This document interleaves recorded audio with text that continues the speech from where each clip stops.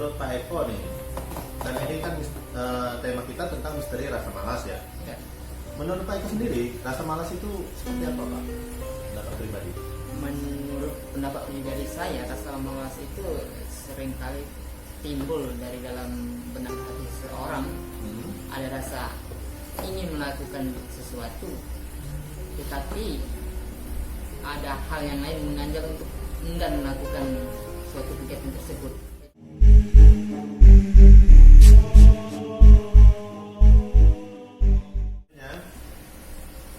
Rasa malas menurut sudut pandang supranatural. Oke ya. Sudut pandang kali ini juga bersumber dari percakapan saya dengan sahabat dari kaum jin. Seperti ini pengalaman pribadi lah ya. Saya di sini tidak akan mengambil dari sudut pandang agama tertentu seperti yang saya anut, karena isi konten saya merupakan universal dengan harapan dapat dimengerti dan dipahami segala kalangan. Lanjut, menurut narasumber, kaum jin sangat mengandalkan rasa malas untuk mengobrak-abrik hawa nafsu yang ada pada diri manusia. Dan itu pula yang sangat diandalkan jin Khorin untuk menghasut. Dengan menumbuhkan rasa malas, maka manusia yang diganggu akan dengan mudah dipengaruhi untuk melakukan tindakan yang benar, yang seakan-akan menguntungkan mereka. Namun pada kenyataannya, inilah yang merusak diri mereka sendiri. Narasumber juga mengatakan bahwa iblis sangat menganjurkan pengikutnya menumbuh kembangkan kemalasan dalam diri manusia. Di antaranya yang paling dia sarankan adalah memupuk rasa malas berpikir, sehingga si pengganggu akan dengan mudah menanamkan keburukan pada pikiran orang tersebut, pikiran si korban, dan menenggelamkan pikiran baik yang lainnya. Jadi kita tidak bisa menutup mata nih dari betapa mengerikannya rasa malas dibandingkan dengan adanya genderuwo di pojokan, atau kita lihat ini kuntilanak sedang sisiran di pohon, atau bahkan ada pocong yang sekedar minta tolong untuk melepaskan ikatan lantaran dia kesulitan menggaruk punggungnya yang sedang digigit semut. Sebelum kita lanjut bahas ya, ini kan saya berdasarkan cerita saya sama narasumber nih. Narasumber kita itu kebetulan teman saya ini dari kaum jin itu banyak ya. Mereka mau menjadi narasumber, terkadang juga membocorkan informasi yang sangat rahasia di sana untuk kita nih, untuk kita ketahui. Dan jelas di sini poinnya bahwa yang sangat iblis sarankan itu memupuk rasa malas itu tadi. Jadi harus ditanamkan di dalam otak kita rasa malas. Nah, termasuk juga keraguan-keraguan tadi ya, penyebab rasa malas tadi termasuk penyebab juga. Iya. Itu paling besar itu. Iya, ya betul. Kalau percaya diri kan bisa dibilang bisa. Tapi kalau keraguan-keraguannya itu dalam kemungkinan dari seluruh agama tidak menganjurkan keraguan-keraguan. Ya.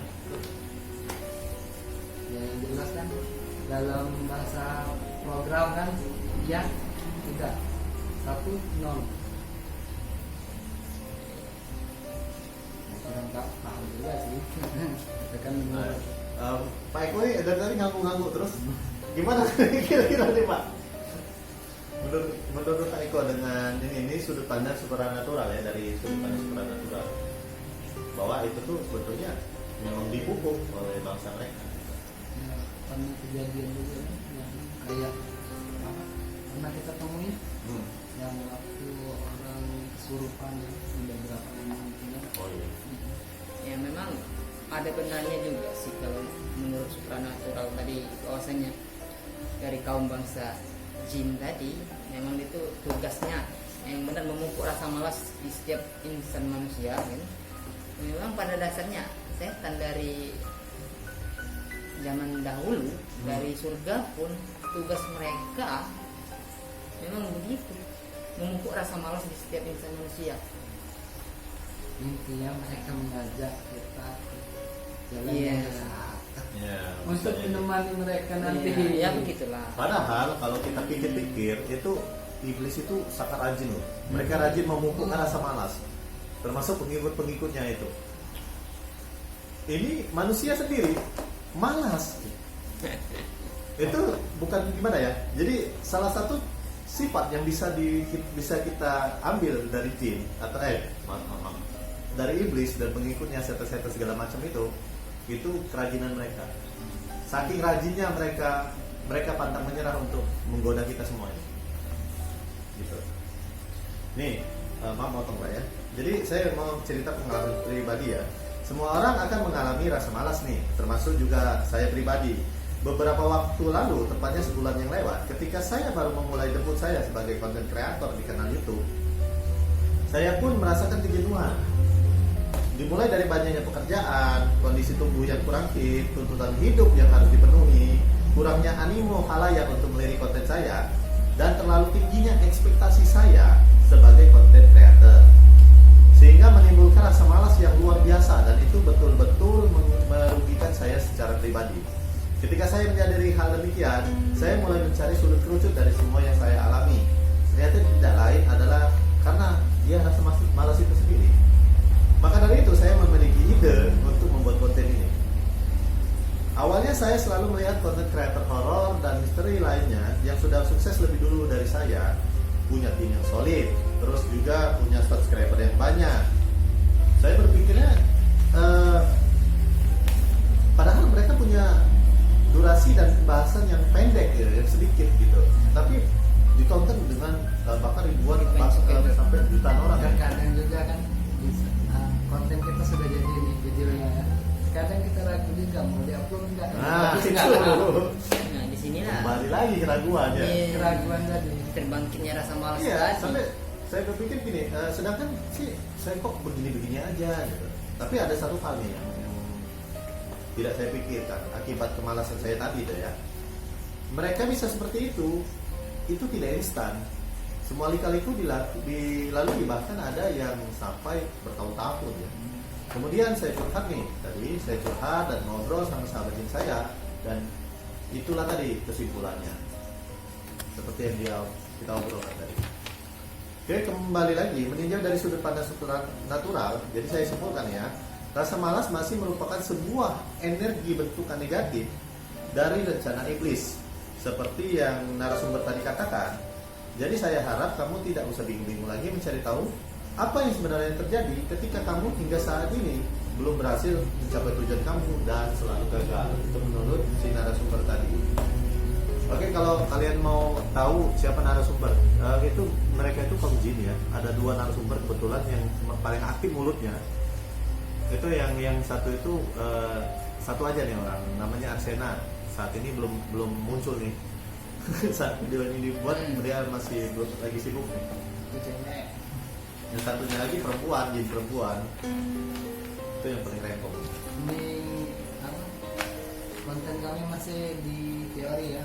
Nanti kalau untuk penelusuran nanti setelah ini. Ya, nanti kami ada juga penelusuran ya. Penelusuran kita ke tempat-tempat yang sekiranya itu tempatnya horor, berhantu lah, terus banyak misteri yang ada di situ.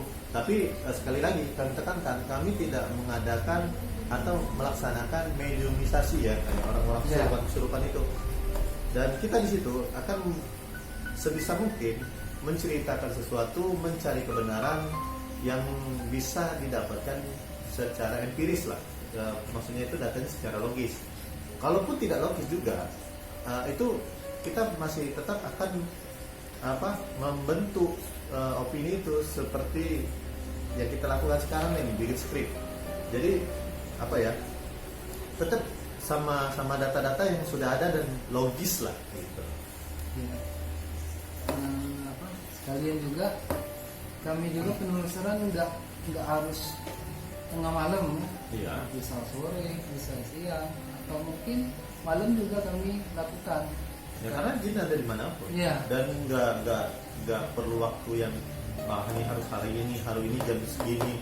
Iya. Terkadang kata orang, wah ini jin itu atau setan itu atau hantu itu takut kena panas. Buktinya kami sering lihat nih, dia siang-siang tengah hari bolong jalan yang santai.